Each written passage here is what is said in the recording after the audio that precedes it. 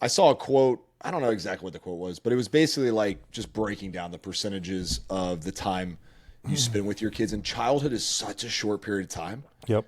It's crazy because as soon as they hit, I'm already seeing it with my 11-year-old. His agenda every day doesn't include me anywhere near as often as it did Yep.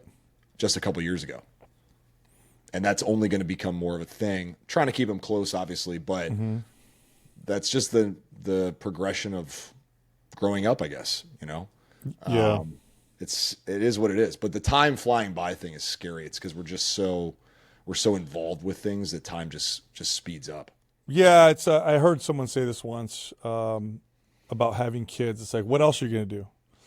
I mean, it sounds funny, but oh, I'm gonna relax. Like, okay, that gets old real fast. For sure. Like, it's hard work. It's sacrificial love, which means you sacrifice, but there's no better form of love than sacrificial love. It provides you with the most meaning and purpose.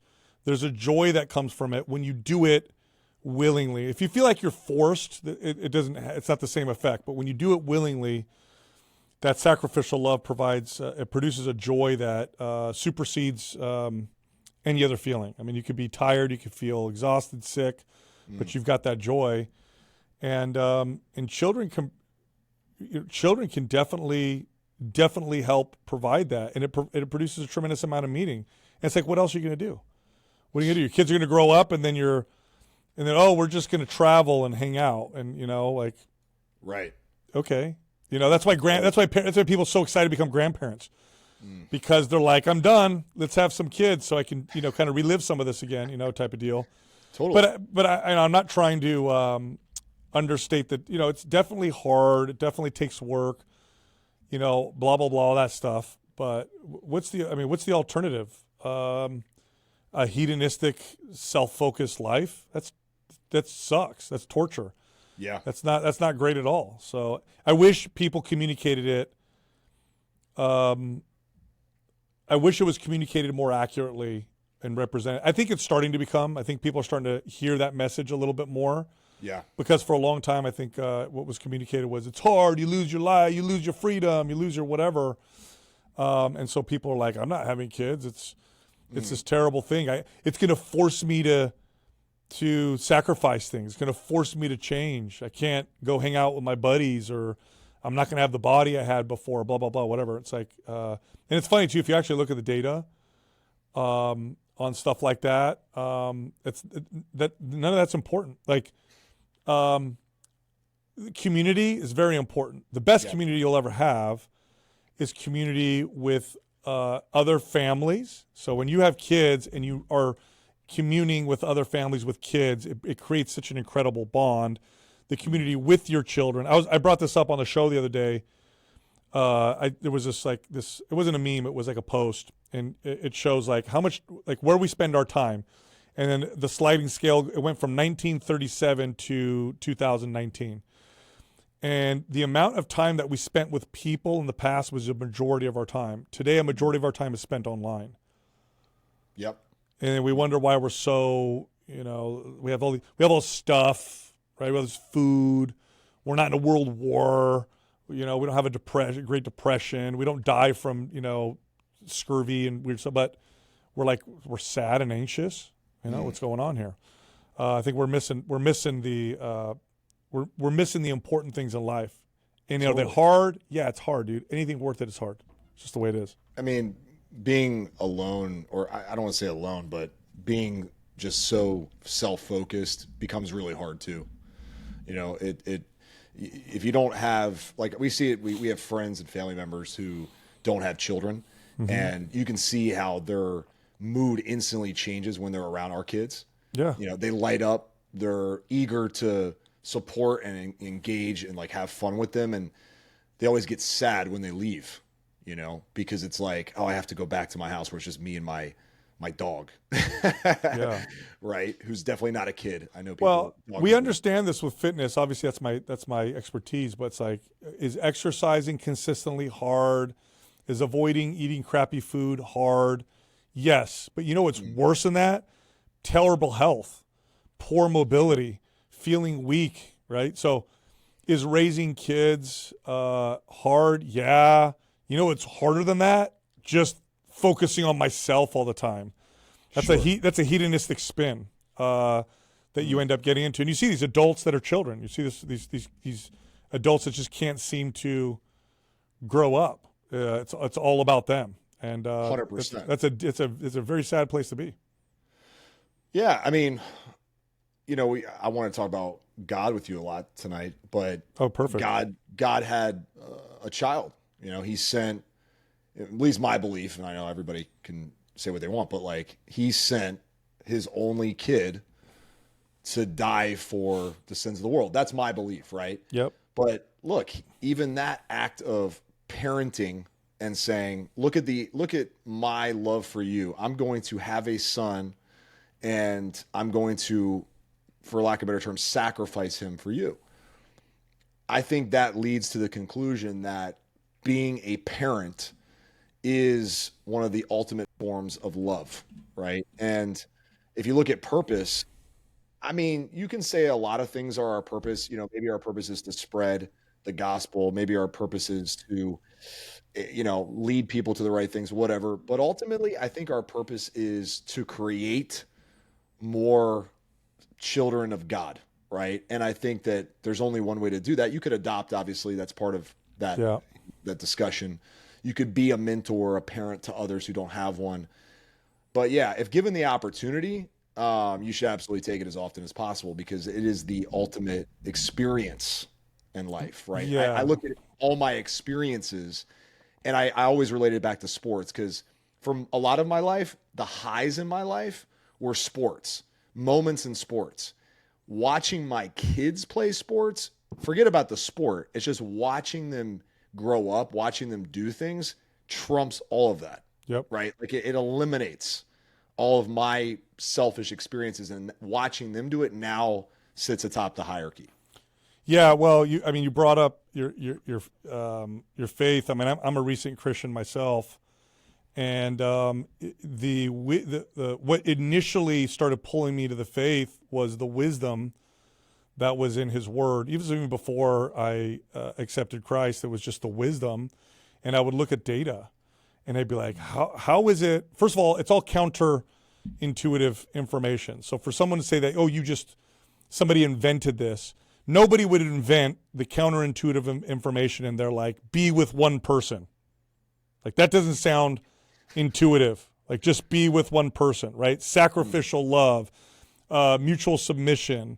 All of that doesn't sound what a human would consider logical. Like we're all created in God's image. No, we're not. Look around. We're all different. Look at that guy over there. He's fat. That guy over there is skinny. They're smart. This. So there was the wisdom that pulled me to it. And if you follow what it says, you're going to find, and by the way, the data supports this completely. People with children have a greater sense of purpose and meaning. The Bible tells you to multiply. Being dedicated to one person in marriage. People who can do this are happier. They're less depressed. They're more fulfilled life. They have a better sex life. Which you would think is counter. Like I thought sex was about novelty and being with hot people, whatever. The people reporting the best sex lives are couples who've been married for a long time who are in their 50s and 60s. Like they're well past their prime of looking hot. This is what the data shows. Yeah. And they've been with each other and no one else for 30 years. They're having the best sex life. That's not what I would have imagined. You follow the advice in there and it'll point you in the right direction. But we have the data to support it. So even if you don't believe this, look at the data. Look at the data on having children. Look at the number one regret people have on their deathbed. You know what the number one regret is? I didn't spend enough time with my family and friends. And for people who didn't have kids, I should have had kids. Yep. I wish I had children. So that wisdom is all in there. Again, I think it's quite clear that it wasn't created by a person because it's very counter. One of the first times that came to me was just when I understood the concept of we take this for granted, but Western societies and our idea of liberty, right? So protect individual liberties. And I thought, what a crazy concept. Who would have invented that? Nobody would have thought that up. It's far more intuitive to look around and say, you're bigger, you're stronger, you're small, I'll take this, you take that, this person's superior. Who would have come up with this idea of like, hey, everybody, we all should have protected liberties because that's the best way to govern? That doesn't make any sense. But it came through our Christian faith, and it was through God created man in his image. And then lo and behold, what happens when we put it into practice? We get the best kind of societies that we've ever seen, far from perfect, but better than any other. So yeah, there's tremendous wisdom in it. And it tells you, getting married is important. And if you don't do that, then you need to be totally devoted to serving God. Otherwise you're not going to have the purpose that you're looking for. Right. And even having children isn't your God, though. That's close. That's up there, but you got God above that. And again, look at the data; it supports all that. That if you worship the right things in the right order, that you'll have a good life. And there are not many things above your spouse and then your children. There's very few things that come close to that. Agreed. You mentioned you're newer Christian. What led to that? I'm curious. Oh man! So you haven't heard my? So I've told the story a couple times, but No, I haven't heard the story actually. Which is why I've been dying to get you on the show because I see you talk a lot about it on social. And me being the crazy busy guy that I am, my consumption of stuff is slowed to a crawl. Yeah, no. But if you were, I've seen it. Yeah. Yeah, if you were up to date on a bunch of social media, that wouldn't be a good thing. So it's been a long journey. So I became an atheist when I was, I want to say 18 or 19. I read Richard Dawkins' book. I think that's his name. God is Not Great, if I'm not mistaken. Sounds familiar. I want to make sure that's who it is. But I read God is Not Great. And at that point, I've always been looking. I've always been searching for why things are the way they are, and are there answers? Christopher Hitchens, that's who it is, not Richard Dawkins. I knew it was someone else. Christopher Hitchens. So I read that. I became an atheist, and I was an atheist for a while, and I believed in the material world. It's like, it's science. It's what's in front of me. This is what's valuable. When you die, it just ends. And consciousness is our own creation. It's an illusion, and that's that. And that's what I believed for a little while. And as I got a little older and started to learn more about the material world, I got into quantum physics at one point. I didn't learn it formally, but I just learned on my own. And quantum physics is weird, right? So if you look at like the double slit experiment and quantum entanglement, it's really weird stuff. The laws of the quantum world don't match the laws of the physical world, like Newtonian physics. It's really strange. And I remember thinking, this is all weird. Maybe I'm being arrogant in saying that there is no God for sure. And so I'd say I probably became more of a agnostic at that point. So maybe leaning more towards there isn't God, but not 100%. Okay. And I stayed like that for a long time. So you fast forward, start the podcast. I get divorced, doing the podcast, and this is probably, I want to say, 3 years into the podcast. Jordan Peterson started getting kind of popular on YouTube, and he does a really good job of communicating the wisdom and value of the Judeo-Christian tradition, he would say. And how Western civilization was based off of this, and the storytelling and the archetypes and all that stuff. So what he did was he opened my eyes to the potential wisdom. And that's when I said, and at that point too, I was kind of into economics. And so that's when I was like, oh yeah, like who would have come up with the concept of liberty? Like there were kings and queens forever. And then suddenly people were like, we should create a government that protects individual liberty. And then this concept frees slaves. It gets women to vote. Like the first, Western societies are the first societies to do that when it existed everywhere in the world. I thought that's so counterintuitive. And I'm like, oh my God, they got it out of the Bible. And so I thought, there's a lot of wisdom in the Bible. And so I having valued at that point Western civilization, I then placed some value on the Bible. Now I didn't think it was God's word. I didn't believe in the supernatural. I just said, okay, I can see some value there. It obviously created the freest countries in the world, and it led to all these different things. There's some value there. So I was watching some of his videos, listening to his talks on the value and the wisdom of the Judeo-Christian tradition. And a video got recommended to me on YouTube by Bishop Barron. And Bishop Barron is a Catholic bishop. He uses social media, and he communicates very intellectually about the Christian faith. And he'll confront questions. He's not afraid to confront any question. And I watched a video on him, and then I watched another video, and then I watched another video, and I said, you know what? I want him on my show. Now, mind you, we had nobody on our show that was not fitness at this point. It was fitness. I remember this part. Yeah. Okay. But now looking back, I'll tell you it was God pulling at me. And I think he's been pulling at me since I was a kid. I'm just stubborn and arrogant. But I thought, I want to have him on my show. So I brought the idea to my partners, and I said, you know what? I really think this guy would be valuable to have on the podcast. Now, this was maybe 7 years ago. And there's no PR agency in the world would have said that's a good idea. Like, oh, you're a fitness podcast. You're at this point, we're ranking at the top. You're going to have a Catholic bishop on your show. Like, that's going to kill your downloads. Okay. But I felt convicted. I told my partners.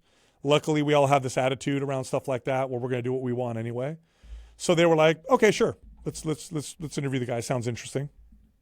So we reach out to them, and to my surprise, they're like, definitely, come on down to Santa Barbara. There's a mission down there. That's where he was working. Fly down and interview Bishop Barron. So we're like, cool, all right. So we booked it out. The day comes. We fly down there. I get to the mission, and I meet his producer, Father Steve. He's a friend of mine, and he's like this buffed priest, right? He's like jacked. I'm like, what? I'm like, you lift weights?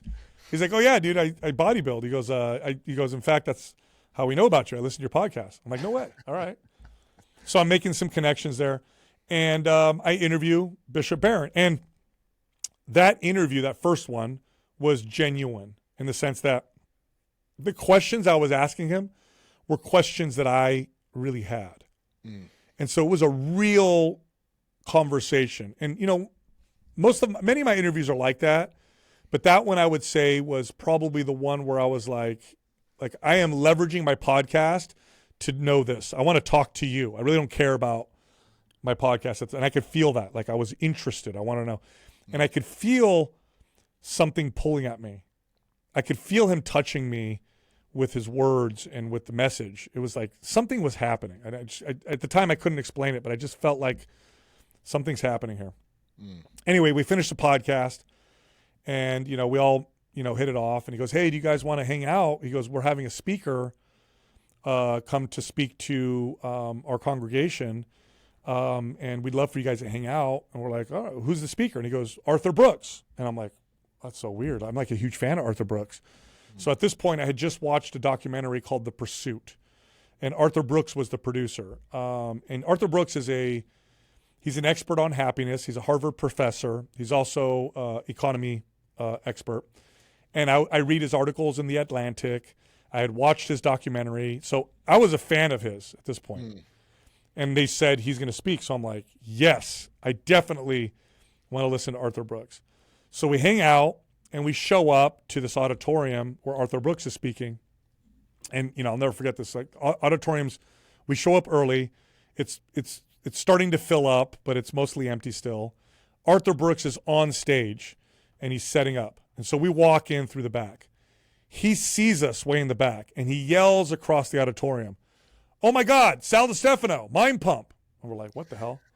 And he runs down the aisle and he's like, I'm a huge fan of you guys.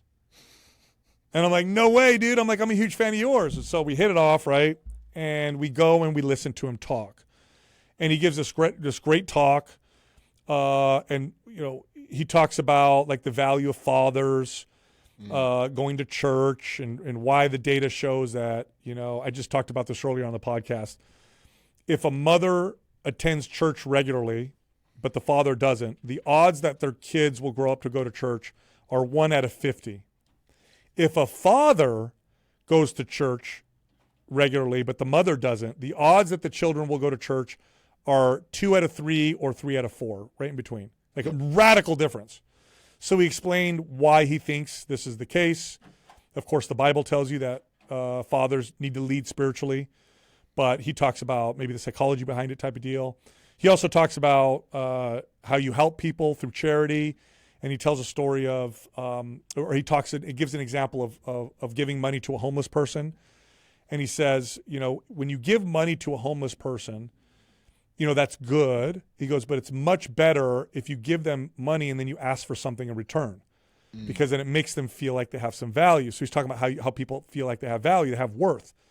And then he follows up and he says, what is a homeless person? What can you ask from a homeless person? He says, ask them to pray for you. So that was part of his talk, right? So that happened. That's cool. And there's a reason why I told you that part of the story. We'll get to it. So that happens, right? Come back. We're on the podcast. And I just feel I'm being kind of pulled in that direction a little bit, but I'm still no leap of faith. I don't believe in the supernatural. I don't believe, Jesus actually died and rose again. I think that there's a God, but who knows what it is? What is it? It's this ethereal thing type of deal. And you go about our life. My wife and I go through some really challenging times. Went through COVID. She got pregnant, really challenging pregnancy. We had gone to church a few times. Between that, there's a church next to it, right by where we're at. We went there a few times. I liked the sermon. I saw the value in it, but I didn't feel, I didn't have the connection yet and have the faith yet. Anyway, we fast forward, and my wife and I are going through a really difficult time. And, we're talking about getting separated. And it's at this point that I started to move towards God, just out of desperation. Now, at that same time, she was doing the same thing on her own. So both of us are doing this on our own because we don't know what to do. So we're both kind of trying to figure this out. And at this point, I'm going to church because I said, that's it. I'm just going to go. I'm just going to go to church. I start praying relatively regularly. And right around this point, our 2-year-old, at the time she was 1, so it's about a year ago, my wife had noticed some movement pattern issues with her. And so she said, I think something's up with the baby. I'm not quite sure. I'm going to get her checked out. Takes her to the pediatrician. Pediatrician refers her to a neurologist. She goes to the neurologist. Neurologist does some tests. And at the end, she says, she's probably okay, but there might be something called spinal tethering. This is where the spinal cord attaches low on the sacrum. And what happens is that when the child grows, eventually they lose function because the spine stretches, so they can become paralyzed. And she said, the only way to know that if your daughter has this is by doing an MRI. So I'm like, and if she does have it, we have to do surgery. Okay. So I'm obviously, that's going to be stressful for a father for 2 reasons. One, you do an MRI on a 1-year-old, you have to put them under. Oh, yeah. It's general anesthesia. General anesthesia has its own risks. It's not good for brain development, even if it doesn't, even if they come out of it okay. It's just you don't want to put your 1-year-old under general anesthesia unless it's an emergency. Yep. On the flip side, I want to know if she has spinal tethering, because if we don't find out and we wait, it could become too late. She could start to lose function, and that's it. Okay? So I don't know what to do. So my wife and I go back and forth over it. And so what we decide is we're going to talk. We like our pediatrician a lot. We talk to our pediatrician. Pediatrician says, bring her in to the office, and I'll do an assessment, and I'll give you my strong opinion as to whether or not you should do the MRI. So we said, okay. And so her and I decided whatever she says we're going to do, and then we're just going to let it go. So the day for the appointment came up, and we both drive separately because I had to go to work after. So we both drive separately to the pediatrician office. They messed up the appointment. We're not on the books. They could see that we're upset. They're like, you know what? Why don't you try coming back today at 4? We'll squeeze you guys in. So we're like, fine. So I start driving on my way to work. Now, on my way to work, our studio used to have a parking lot next to it. It's no longer there. They made it a park, but it used to be a parking lot. And one of my, at the time, editors, he's now our head trainer, one of our editors sent a picture of a homeless man who was in the parking lot who was building a fire. Okay, so literally there's a man, a homeless guy in the park. Now, it's not weird to see homeless people in downtown San Jose, but it is weird to see one starting a fire in the middle of the parking lot.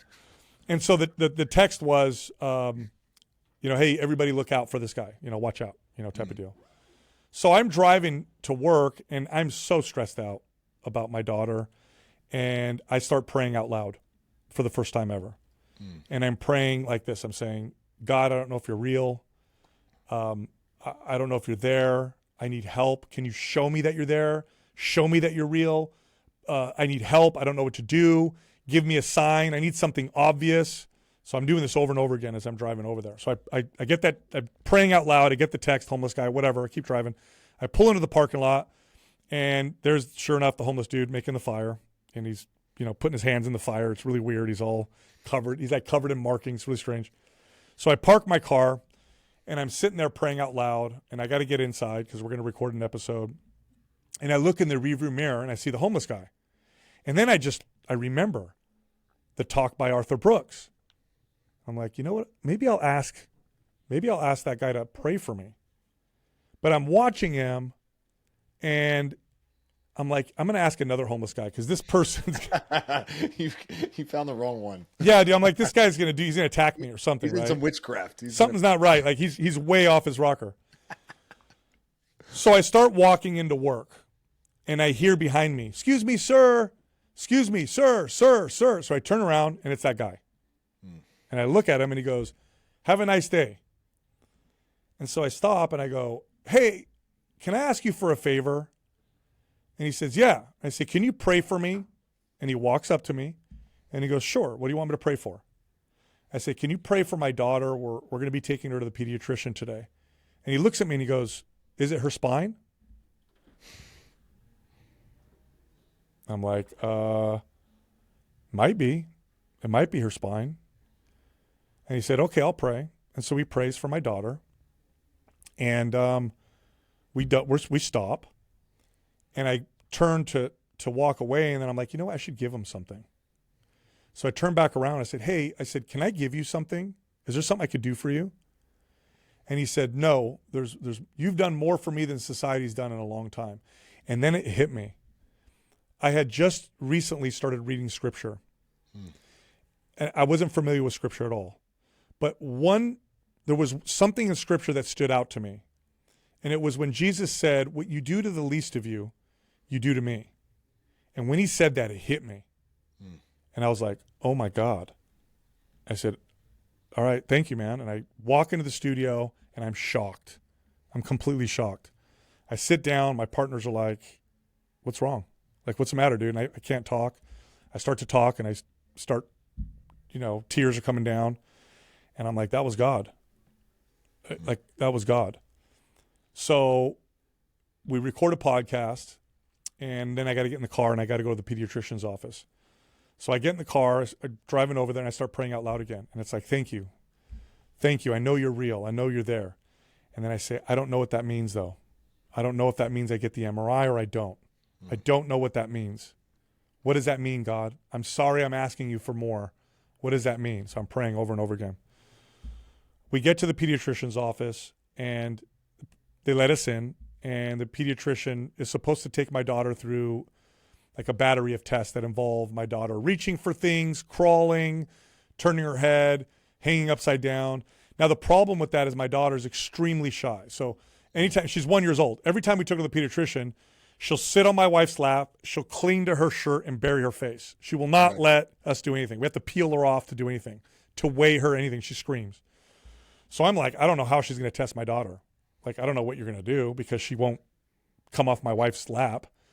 So we go in there, we sit down, and my daughter becomes a performer, does everything.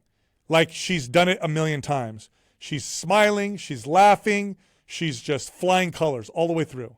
And the pediatrician 5 minutes later is like, "You're totally fine. Your daughter does not have spinal tethering."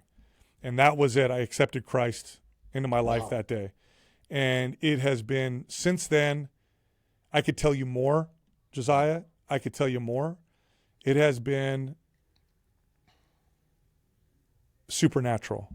It's been absolutely insane. But I dived headfirst after that, man. I hired a Christian coach who was a pastor. I work with him once a week. I read scripture daily. We of course we go to church. We're part of these church groups, and it's what he's doing in my life and what he's doing for my family. When that happened, the tension and the anxiety in my house that my wife and I were just having so much challenges with dissolved. We had a peace in our home that my wife was just like, what is going on? And things have just been remarkable. There's still challenges. You still struggle with things, but it's so different. So it's the craziest thing ever. Bro, that's an incredible story. I mean, yeah, it speaks to a lot of things. But I think that the one thing I always am curious about, right? Because I've been a Christian since I was 8 years old, right? Doesn't mean I've been on the path the entire time. Many times well off the path. Even, in the past 10 years, I've fallen well off the path. But I always wonder, like, does everybody get an opportunity to find God, right? Because you start to wonder as a father, man, I want to introduce my kids to God, and they're blessed to be a part of a church and go to church and see me talking about it and all that stuff, right? But I'm like, what about the folks out there who like maybe don't have that opportunity, or maybe they weren't raised in the church like I was, or they don't even know what God really even means, right? And it's not to say you were in that bucket, because you clearly have an intelligence level of like seeking and wanting to learn and all this stuff, right? So naturally you might have a better chance of uncovering some things. But even then, it's like, where does God show himself? Like, how does he show himself, right? And I tend to think it's usually in our moments of like the closest thing to ultimate catastrophe and just feeling the darkness start to come in. God shows up in those times, right? And it's true. I have not a million. I have a lot of stories, not necessarily exactly like that, but just moments of like, oh my gosh, like this is the end. I have no idea what to do. I'm just throwing up my hands. Like I've reached my wit's end, and God shows himself. And it doesn't always mean like there's a happy ending. It just means that he's there, right? And there's a comfort, and there's peace. It's our pride. It's our pride. And so when does your pride get shattered at your hardest times? Big time. I can be an arrogant, prideful person. I'm smart and clever. I can be talented.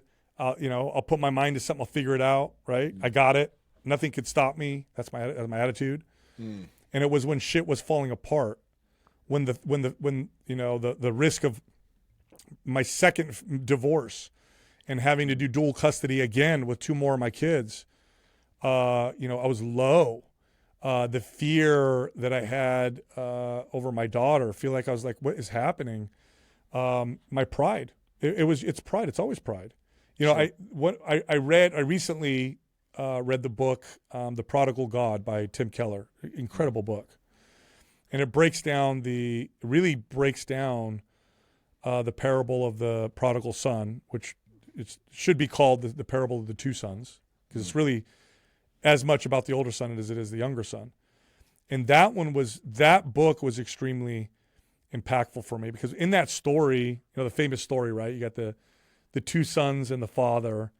You got the one son who says, give me my inheritance now, which is like a big slap in the face. Like, I'm not supposed to get that till you die, but I want it now. So dad sells half his stuff to give to this kid. Kid takes off, squanders it on prostitutes and partying, and comes back and repents. And dad runs to him, which, think of that society, that patriarchal Middle Eastern society. Like, he's holding his robes, running to his son before his son can even say his rehearsed repentance. He brings him in, get him my finest robe, which was his robe, put a ring on his finger, killed the fattened calf. We're going to celebrate. But a lot of people don't realize the older son. The older son comes in and says, what's going on? He's like, your brother was lost, now he's found. He was dead, now he's alive. We're celebrating. And what does the older son say? I followed all your rules. I did everything right, and you never did any of this for me. How dare you? I'm not coming inside. And that's pride. Yeah. That's I am going to leverage God. I'm going to, you know what I'm going to do? I'm going to do everything right so I get what I want. It's the Pharisee type of deal. That's right. Yeah. And it's that pride. And I don't think you find God. I think he's coming for you. You just got to stop being so prideful, and then you'll see. You don't find God because he's always there, right? Like, it's not like you have to, he's not hiding. Right? He will run to you. Right. When you become humble. Yes. We're chasing other things when he's been there all along. It's hard for people to comprehend that simply because they're so focused on worldly solutions, and those solutions will never fulfill you the way God's waiting to fulfill you. And you're right. And the data's clear on that. It's super clear. Money doesn't do it. Pleasure doesn't do it. Fame doesn't do it. All those result in just devastating depression or suicide. All those things you're trying to replace. You're trying to replace God with other things. You're trying to find what you're looking for without God.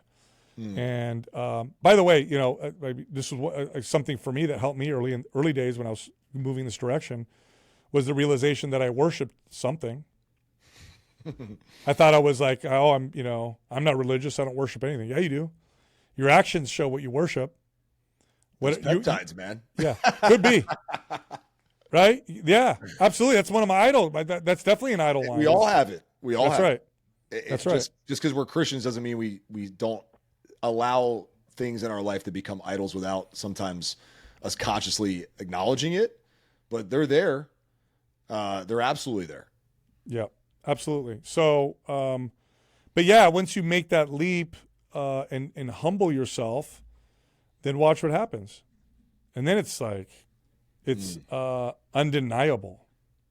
Absolutely undeniable. Once you allow him to reside or take residence in your heart, that is it. It changes how you see and feel things and your convictions. And you can ignore them, but you feel things different. It's very different. Yeah. This is something that I recently went through. So 2 things, and maybe you can relate. I stopped cursing. I realized, not that cuss words are this like crazy massive sin, but God says in the Bible, if you can't control your tongue, what can you control? Right. Right. So I stopped cursing. I still slip up from time to time, but if you listen to old podcasts, I drop, curse words a lot, and I stopped doing that because I was like, it started to really hit me in a weird way where I was like, whoa, like this is me speaking like the world. And I don't like that because I don't think if God was in front of me, like as a physical being, and I could see him, that I'd be talking this way. Right.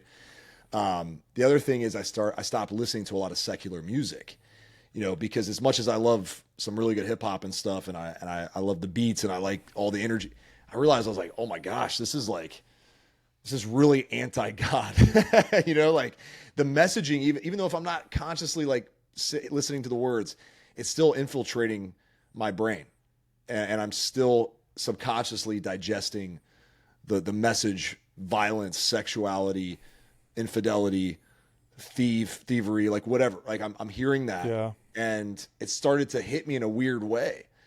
Like it doesn't hit the same anymore. It's because I've really put God at the center of my life, of everything.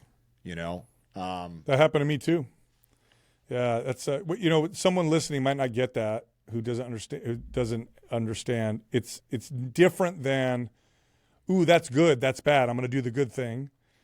It's a conviction, it's a feeling, and if you don't ignore it, like you said, it hits different. You feel it. So that happened to me, which was really there were 2 things that happened to me immediately. And I think there was a couple things that God is like, I'm going to just change these 2 things just to show you what the deal is. One of them was I had an issue with lust. I've always struggled with lust. But at this point in my life, the way it showed itself up was with pornography. And as a health expert, I knew the data on it. I knew the damage it did. I knew it wasn't good for my brain, wasn't good for my relationship. I would try to stop, and I'd go back, and I'd stop, and I'd go back. And it was just I couldn't stop it. And when I first became a Christian, I prayed specifically for that. Lord, help me with my sin of lust. Please help me with this. And he took it.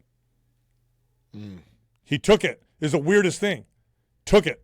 Like, I suddenly felt different about it. Like, really different about it. Not like I know about it like I did before, but I just felt different about it. Now, that doesn't mean I can't fall into lust or I can't be tempted, but it does not have the power that it had over me like it had before. And then the other one was music. I've been working out consistently since I was 14, and I've always worked out to the same music, and I never mess with my music. If I'm lifting heavy, it's death metal. That's it. There's nothing else. Period. End of story. Well, I was working out one day, and I didn't even realize what was happening. I'm just listening to worship music, and I'm working out, and I stopped like 20 minutes in, and I'm like, what am I listening to? And I look at my phone, and I'm like, this is so weird. Like, I like listening to worship music, and I'm loving working out to this. And then I went back and I tried to put Sepultura back on, Rage Against the Machine. Then it lost its power. It lost its power. It went back to worship music, and that's what I work out to now. Wait till you start crying when you're bench pressing. Yeah. Really weird. Isn't it crazy though? Like, well, I have a hat that says workout and worship music. I'm going to send you one because it really hits different. Bro, we went to it. My wife and I, again, we're new Christians, right? So this is like a whole new world to us. So when we were going to church before we accepted Christ, we would be late to the service because we could care less about the worship music. We just wanted to hear the sermon because, it's valuable. There's good wisdom. We can apply it to life. Now it's like we got to get there early so we can listen to worship music. But when this first happened to us, we both accept Christ right around the same time, start going to church, and we're like, oh my God, I want to be here for this part. And my wife and I were talking. I'm like, let's go to a concert. Like, we're not concert people. We've never been to a concert together. But I'm like, let's find like a worship music concert. So I went online and I found Brandon Lake and Phil Wickham were going to be in Oakland. Okay. Amazing. And at that point, we were listening to Brandon Lake a bit. Rattle was like a song. Like, we had just discovered this music. We're loving it. So we go to the concert. I'm not a concert person. I really don't care. And my wife and I had never been to one together. We get there, and it's like, oh my God, the energy and just the feeling of the presence of the Spirit. And I wasn't familiar with Phil Wickham, so I didn't know any of his music. And he's on stage, and he starts singing "Sunday's Coming." Yeah. And I'm getting emotional. I'm like, what is happening? What's happening to me, bro? You need to up the dosage, brother. What is going on? This is crazy. So no, I have the same experience. Yeah, it's incredible, man. I ran my second marathon this past October. Why, I have no idea. Just sucked at running. So I was like, all right, I'm going to run another marathon. And I created a playlist for the marathon. It was mostly worship music because that's just like, it's so emotional. Yeah. Right. But dude, I'm running the marathon and it's an emotional time. I've been through some rough stuff with family too over the past few years. And it's really strengthened my faith. But the marathon was kind of like this moment where I was like, I'm going to get through something really hard. And I didn't realize playing worship music in the middle of the marathon was going to bring me to tears as I'm like running, right? And I'm thinking people are looking at me like, this guy is like, he's wussing out, dude. He must be cramping or something, And I'm like, no, dude, I'm just listening to worship music. And it hits you in such a powerful way. And I strongly believe it's what heaven's soundtrack is, right? Yeah. Like it's you worshiping with, like God says, you'll worship with the angels. It's basically like a rock concert for God, and it hits you in a place where sometimes, like, the craziest thing so crying for me, listening to worship music became a normal thing. Like, it was just like, I'll be lifting weights down in the basement, crying my eyes out for no reason except the music hit me that way. I'm so grateful to just be alive. And then my son comes in and I'm bawling and he's like, Dad, are you okay? Like, what's going on? Like, what kind of workout are you doing? I'm like, dude, it's not like that. Like, it's literally just the music. Sorry, buddy. Like, I got something in my eye. But the craziest part was going to church and seeing my wife, who's not, she's from Germany. She's Afghan, but she's from Germany. She's got a very German like personality, very like just, introverted, Stoic. closed Yeah. off. Yeah, stoic, exactly. And we're listening to worship music, and I'm like, man, this song is hit and miss, so great. And I look over, and she's just bawling. Like, and Yeah. I'm like, what? Like, oh my, seeing other people experience it is just, it's amazing. But it's so true. It's like, and people listening to this are probably like, these guys are nuts. Like, what's going on? But it really is real. No, I feel like It's what's real. happening is I think the Holy Spirit is worshiping, and that's within you. You know, it's funny. 100%. Never seen this in my life until we played worship music. My daughter, she's 2 now, but she's probably 1.5 at the time. So we were kind of like 6 months new Christians. We start playing worship music at home, and my daughter just puts her hand like, and I'm like, what? I hit pause, hit play again, hands up. Like, what? How does she know what to do with her hands? You know what I mean? How does she know how to do that, bro? Dude, it validates the fact that there's a God, in my opinion, at least, right? It Yeah. validates that there's something spiritual. It doesn't matter who I bring to church. I brought people who are believers, non-believers. When they get a chance to hear worship music, initially there's a little bit of a hesitation. It's like, ooh, like, what is this? I got to stand up. Like, is this weird? And I always tell people, like, you don't got to start like this. Just take your hand out of your pocket, man. Like, just take your hand out of your pocket, right? Eventually, you might have your hand up a little, and then I go down to my buddy's. One of my best friends is a pastor in Georgia, and it's mostly African American church. Best music you'll ever hear in your life. Like, imagine like Hillsong, but sung by like the most beautiful voices ever. And you can't help but just like, you just want to like fall to your knees, right? Because it's just a powerful experience. And then you're around all these people who are just like unapologetic about their worship for God. Sounds like a cult to some people, but I promise you, it's like the best concert you've ever been to. Yeah, for sure. It's incredible, dude. Hey, I got a documentary for you before I forget. Yeah. I know you're super into this stuff, but have you seen the documentary called "Show Me the Father"? No. Put that on your list and watch it as soon as possible. I'll write it down. It's available anywhere. It's available on Prime. Anywhere you can rent a movie. It's made by a group of brothers who have made a lot of Christian-based movies. This is not a movie; it's a documentary. It follows a couple of football players and also like a CEO of Focus on the Family. It's a big Christian organization based out of Colorado. But the whole premise is understanding God from the viewpoint of a father, right? Okay. And as a father, and you being, one Write it down. yourself, it will, if this one doesn't touch you in a way that you're just like, wow, like this is God's design for my life as a father. It's just mind blowing. I try to tell everybody who's a dad to watch it. And by the way, your wife absolutely would love it. It's such a powerful documentary, but you'll text me. I'll try watching. I'll try watching it tonight for sure. You should. It's not long. It's like an hour and 15 minutes, but it's incredible, man. It's incredible.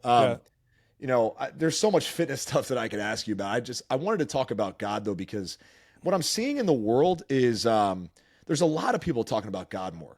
Like a lot of people come in to say, hey, like I believe, like in public figures, celebrities and stuff. And it's just interesting. Like I'm not like an end times guy, but I'm also like, wow, there is a lot of people expressing faith who I would never expect to.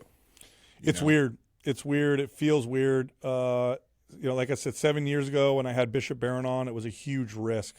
Today, it's not a big deal to talk about the Christian faith. It's exploding in new media. Bible sales are hitting records. Young men are showing more interest than they have in generations. And the decline of Christianity has stopped and is starting to reverse. So something is happening in Europe. The Catholic Church there has good records, and they're showing record numbers of adult baptisms. In the Middle East, there are crazy stories. You talk to missionaries, Christian missionaries out there. There's a massive conversion happening from people who are going from Islam to Christianity. They're dreaming. And here's what's happening. They're having dreams of Jesus. And Jesus is telling them, find this man in the market and approach him. And then they go, and there's the man, and they approach him, and the man's a missionary. Wow. And the guy, and he's like, yeah, well, this happened last week, so come with me. There's something's happening, and it's very, very, very strange. I don't know, maybe it's just a revival. I do think it's interesting that God is using new media and technology, the same way he used the Roman, roads and their organization. Romans persecuted Christians. It was a terrible time to be a Christian, and of course, they played a pivotal role in the spread of Christianity because of their organized roads and communication. So God used. And by the way, where's the Roman Empire now? Right, it doesn't exist. Sure. So I feel like he's using technology. We had a guy that we were working with for a while that was helping us with our YouTube channel and stuff. He understands the algorithms, and he said, "Oh yeah, one of the fastest growing segments in like social media, new media is Christian based." This is weird because it wasn't just that it wasn't popular; it was the opposite of popular. Yeah, not that long ago. Oh yeah, you get chastised. Something's happening. Something's definitely happening. I who knows what's going on, but there's something going on, and it's not. And I all the pastors I know talk about it. They say that they're seeing record numbers of people showing up. They're getting more interest. I think it's great, but I don't know if it means anything. Yeah. Yeah. I mean, I was definitely nervous about starting to talk about my faith very openly, but it's done nothing but help us reach more people.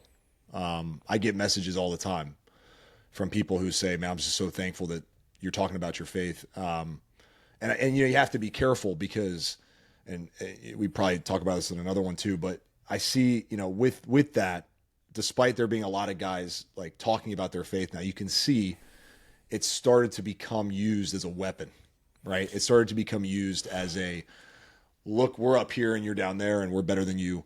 I'm a Christian and that's the elder brother and the prodigal son. 100%. And those are the people those are the quote unquote Christians that turn away a lot of people.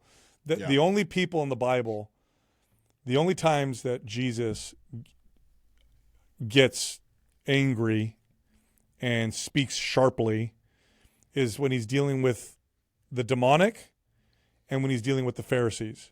Yep. You hypocrites, you snakes, you vipers. Why? Because they're turning people away. They're twisting God's word, and they're turning people away. So, yeah, and I think you don't want to confuse cultural conservatism with Christianity. That's a good point. It's two different things. There's the we won, we're better, look at you, you're weird, you're this, you're that. And then there's Christianity, which is not like that at all. Christianity says, you know what the problem in the world is? Me. Me. Yeah. We're all broken. I'm broken. I can't do this without Jesus. I need his grace, and it is undeserved. I'm so far from his standard that I need his grace. So do you. We all do. That's what Christians say. Facts. Yeah, 100%. And we're asked to love like Jesus. We're asked to be honest, but we're asked to love like Jesus. So when you get those angry, I don't want to say angry because there's righteous anger, but you get that mean, I'm going to use this to in a prideful way, or to hurt you. That's not Christ. The manosphere, or whatever you want to call it, the men's personal development sector in the online space has started to use God in their marketing, but they're using God as a pillar of their marketing, right? Instead of saying, hey, I don't have all the answers. Like, God's got the answers. Like, lean on God. Who am I to say I just go to Christ and I read the Bible. Yeah. Instead, it's, well, the Bible is now going to be a part of my Bible. Like, so here's what our way of doing things says, and we're going to pair it up with the Bible. And I say that's a dangerous slope, man. Yeah. Like, only because, once again, I think what you said about the conservative, person in today's country, or conservative guy or whatever, that's not Christianity.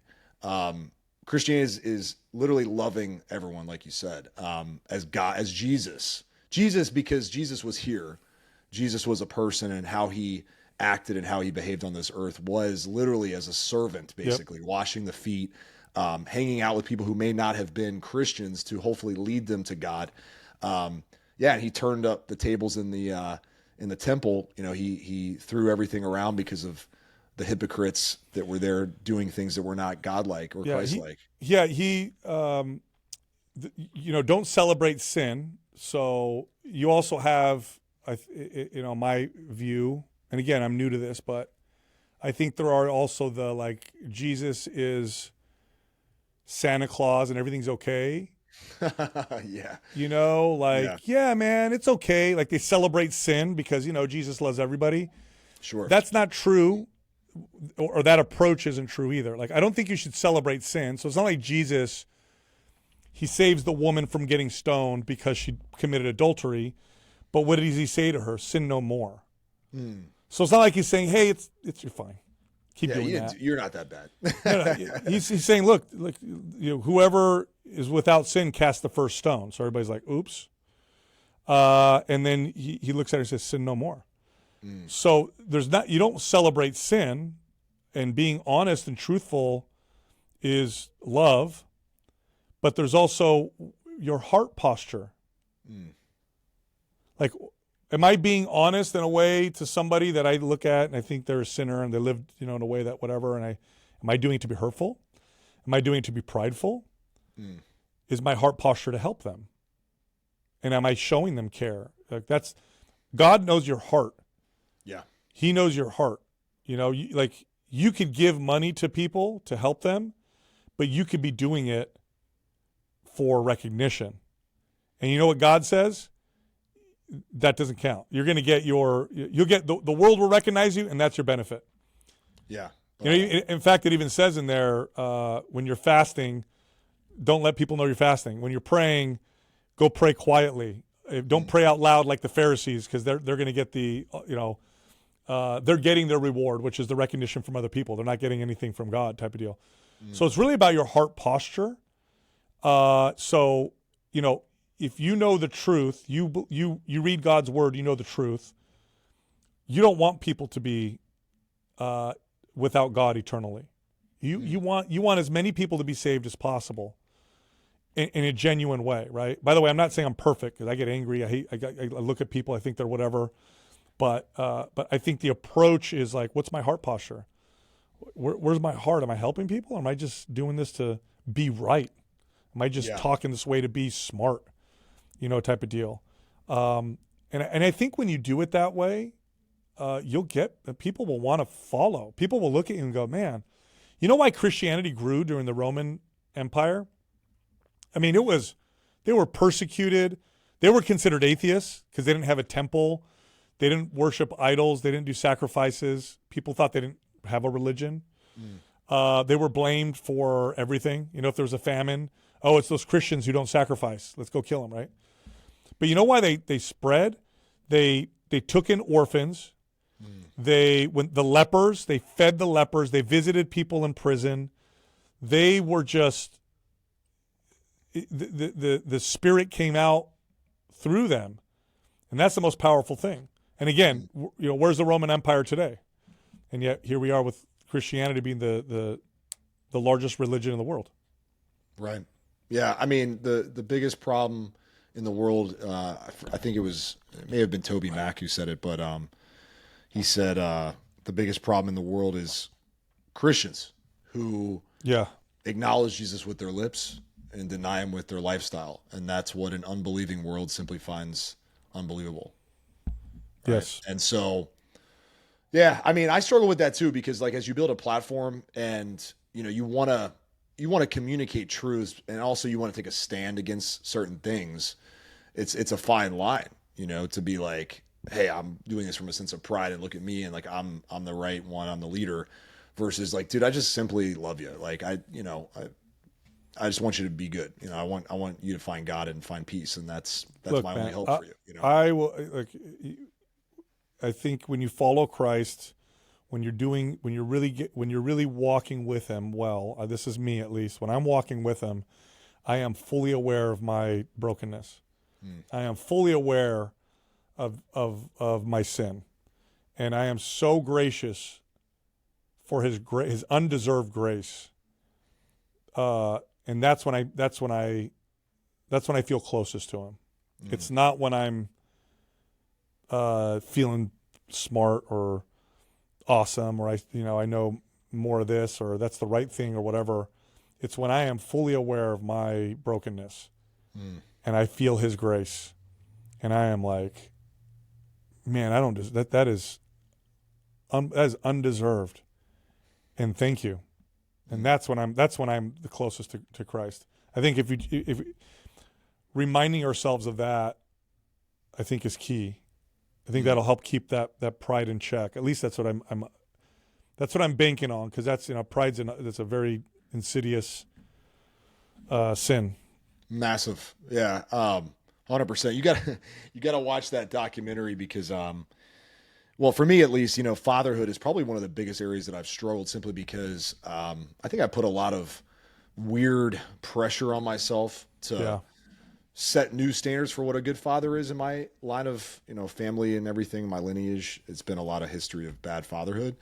And it's funny, I've had a lot of moments of God, showing up in situations, speaking to me literally, like, I don't want to say audibly because, we're not in the Old Testament, but, but like, you get a thought and you're like, that didn't come from me, and there was one I'll share with you that I found interesting. And I think it speaks to exactly what you just said, where, working out in the morning, and it's a Saturday morning. It's sometimes the only free time I get after a few days of just like being super busy. And I'm working out, and my son comes in to interrupt my workout. Hey, Dad, like, and obviously, like, you want to, like, Dad, yeah, come lift weights with Dad. But sometimes they don't care about that, right? They're just like, I just need a question answered. I want to bug you about something that, is totally random. And I found myself getting annoyed, right? And it got me so emotional when it happened. But the thought was from God. He goes, man, I wish you would annoy me like that. Right? Wow. Like, I wish you would annoy me. That was literally a thought in my head. It was, I wish you would annoy me like that. And I was like, where did that come from? Wow. And I realized, I'm like, that's it. Right? Because as a father, we're an earthly projection of what a heavenly father should be, right? That's our call, right? That's right. So my son coming in to ask me about something completely random, is me going to God and asking Him for something completely random. And what if He was like, dude, I'm in the middle of a workout, bro. Like, could you, see yourself out? We'll get to it when I feel like it. No, God's like begging, please talk to me all the time. I want to hear everything. I want to know what you're dealing with. I want to help you through it. I want to guide you. I want to be there every step of the way. And it's like, that's what we're supposed to do. Right. That's great. Just the thought, like, I wish you would annoy me like that. I will never forget that thought. I'm like, man, I need to annoy God. I need to talk to Him a lot, talk to Him all the time. Anyway, we're going to wrap up, brother. I appreciate your time. Thank you. What's most exciting? First of all, by the way, I just want to say thank you for sharing that. Like, it never gets old to hear a testimony, especially a recent one. It's massive. It's massive for faith building and the community that we have as Christians. But what are you most excited about this year? What are you guys like super driven for? We're really excited here at Mind Pump with our trainers and coaches. We've moved heavily into the space of teaching trainers and coaches how to build their business and how to be effective. And we actually have now coaches that work for us, so actually Mind Pump employees that are training and coaching people. And that's just our roots when it comes to fitness, and we absolutely love it. So we're super psyched about that. Yeah. Awesome, man. Yeah, I tell people all the time, I actually have coaches now who will dig up podcasts that we did or you guys came on my show, and they're just like ultra fanboys of you guys still. Like, cool. I was like, man, I've known those guys for, whatever, it's been 11 years, 10 years, something like that. I was like one of the first listeners, but it just makes me so happy to see you guys continue to thrive because Thank you you. guys are amazing. Thank you. And you've been consistent through ups and downs of the fitness world, but you're still making a difference. Thanks. I appreciate that. So appreciate Thank you you. guys, man. Thanks for coming on the show, brother. You got it. Where's the best lane for people to connect with you right now? It's just our podcast. So you can find us anywhere: YouTube, Spotify, iTunes, and then Instagram. We have our pages. There's Mind Pump Di Stefano, Mind Pump Media. Yeah, that's it. Appreciate you, brother. Thank You you got so it, much, man. man.